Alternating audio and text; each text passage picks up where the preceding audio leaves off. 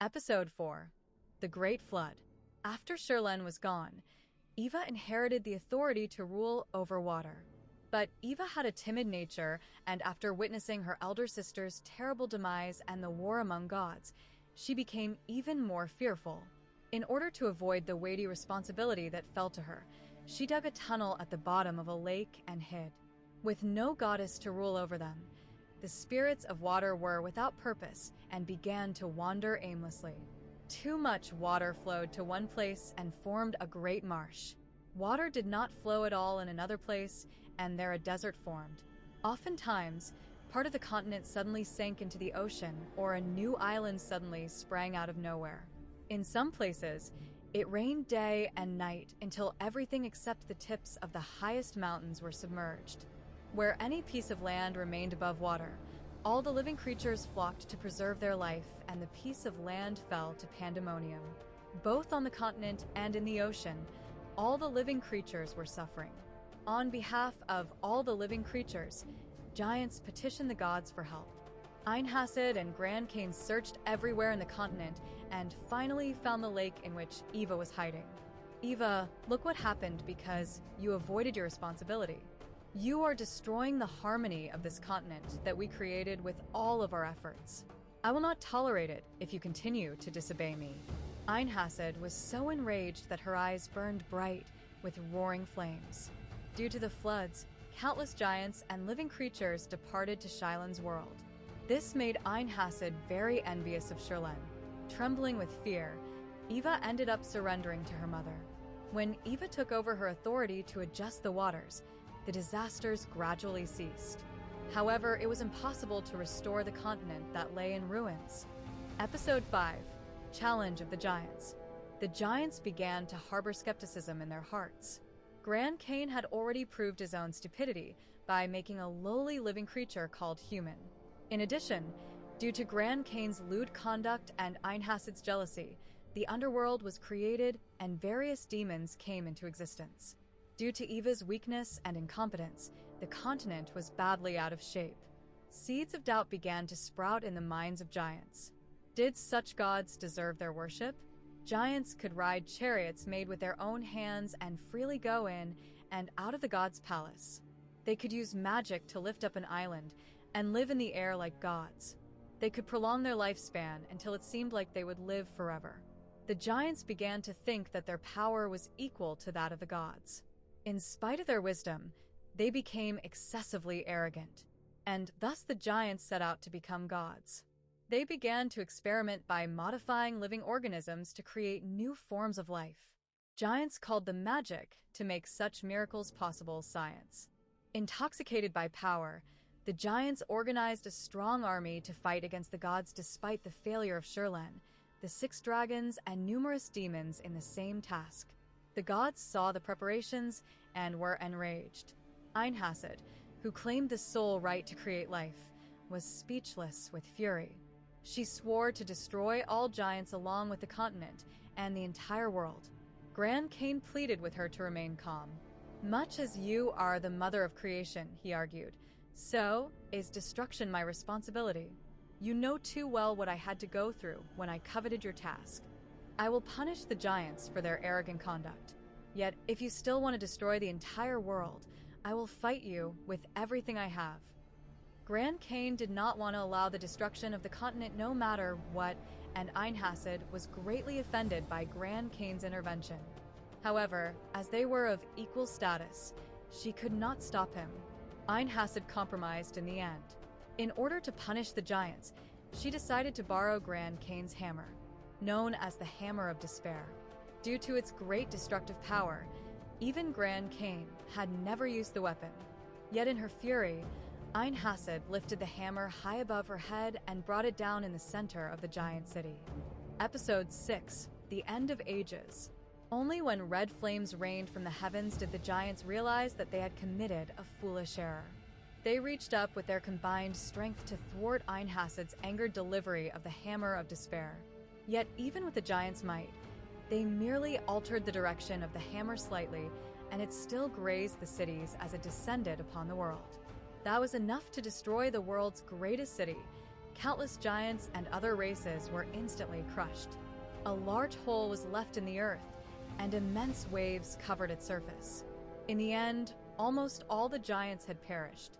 Those giants who managed to live fled to the east to avoid Einhasad's anger. Their route paralleled that of Shirlen in her earlier flight. Einhasad continued to hunt them down and burned the giants to death one by one with bolts of lightning. The remaining fugitive giants trembled in fear and prayed to Grand Cain.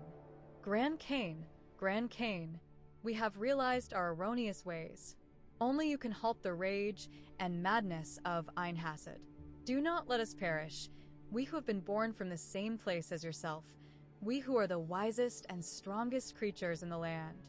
Grand Cain suddenly felt an overwhelming sense of pity for these poor creatures and thought that the giants had suffered enough for their transgression. He lifted up the deepest waters of the southern seas and blocked Einhasad's path. Einhasad shouted in anger, "What is this? Who dares to interfere with me? Eva, my beloved daughter, rid the water that blocks my path this instant, or be ready to follow in the footsteps of your elder sister." Eva feared Einhasad and immediately returned the waters to the sea. Einhasad continued to chase the giants, killing them one by one. The giants cried out to Grand Cain again. Grand Cain, the mightiest of the gods, Einhasad continues to chase us, determined to exterminate us. We pray to you.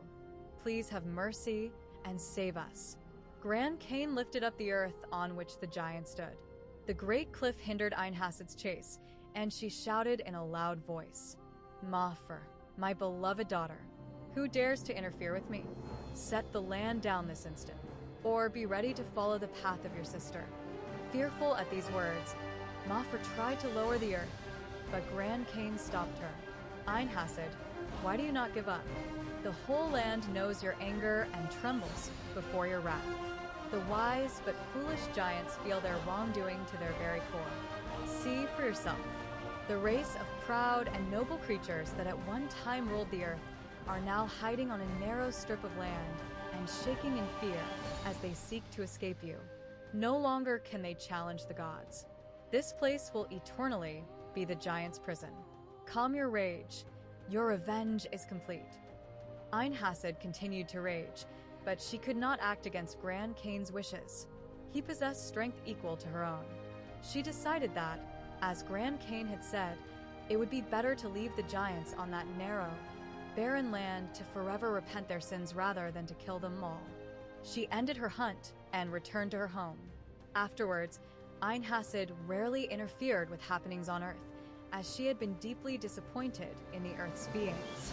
Grand Cain also agreed not to show himself on Earth. The Age of the Gods was coming to an end. Episode 7, A Return to the Campfire. The stranger paused in his story, enthralled by the tale. We had not moved while he related the history of our world. His voice, though soft, penetrated deep into our heads, as if magical in nature. The myth he spoke of was completely different from that which we knew, yet none protested. We, the most seasoned warriors in all the lands, were drawn to the stranger and yet on edge, nervous, even fearful of this mere man. When a nearby owl took flight, we flinched at the sudden flapping of wings. The stranger chuckled, raised the smoldering pipe to his lips, and continued his story. Do not automatically cast aside my story, because it is different from those you know of the gods. There is no proof that your priests are closer to the truth than a wandering poet.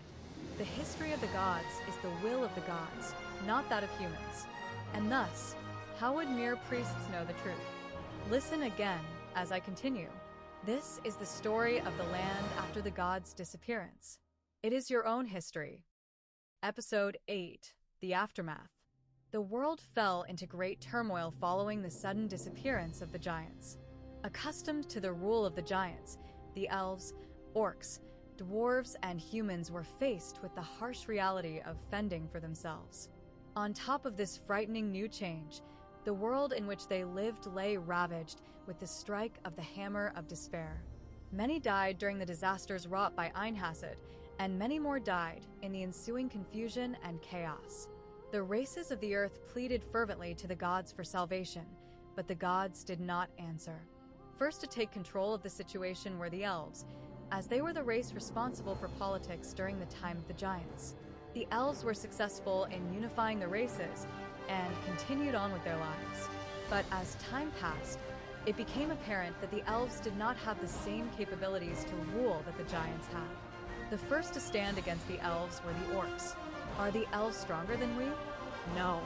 Do the elves have the right to rule over us? No. We cannot bear that those who are weaker than we dare to stand above us. The military might of the orcs was powerful, and having lived only in peace, the elves were no match for the proud and fearless orcs. The majority of the land became orc territory in an instant, and the elves were driven to a corner of the continent. There the elves sought aid from the dwarves who, with their great wealth and superior weapons, would stand a chance against the orcs. Race of the earth, the elves cried, "Come to our aid. The violent orc hordes persecute us with their sheer might. Come, let us fight them together." But the dwarves coldly refused to aid the elves. To their eyes, the world had turned in favor of the orcs. There was no reason for the pragmatic dwarves to side with the weak. The elves were enraged, but could not sway their decision. The elves decided to seek help from the race of the wind, the Artias. Their reconnaissance skills and aerial attacks would be sufficient aid for the elves to triumph over the orcs. An elven delegation traveled to the ends of the earth to seek the help of the Artias. Race of the wind, come to our aid. The barbarian orcs are oppressing us with their sheer might. Let us join together and teach them their foolishness. But as always, the Artias were not interested in the politics or wars of the earth. They determined to take neither side and hid themselves deeper in the inlands. The elves despaired. Alas, no one will aid us. Is this the end of our kind? Are the filthy orcs to take over the lands and claim every glory and wealth as their own? Thank you for listening to the lore of Lineage 2. More will be coming soon. Please subscribe and click the notification button.